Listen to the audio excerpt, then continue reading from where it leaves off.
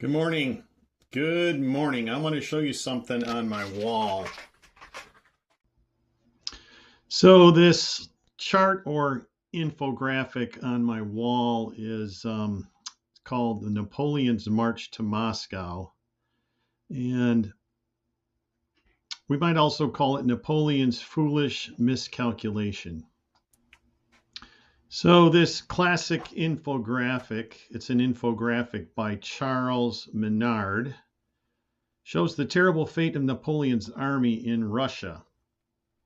By its brutal informational eloquence, this combination of data, map, and time series drawn in 1861 portrays the devastating losses suffered in Napoleon's Russian campaign of 1812. Beginning at the left on the Polish border, the thick band shows the size of the army, 422,000 men, as it invaded Russia in June of 1812.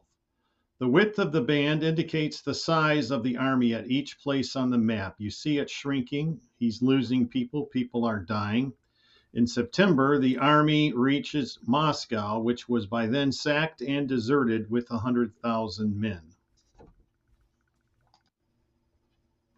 The path of Napoleon's retreat from Moscow is depicted by the darker lower band, which is linked to a temperature scale and dates at the bottom of the chart.